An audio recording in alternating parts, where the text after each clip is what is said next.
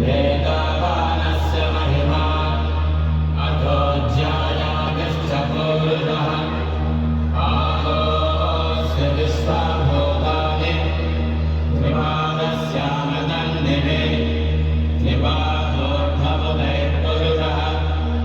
आहोस्येह भवात् पुनः ततो विश्वं व्यक्तामत्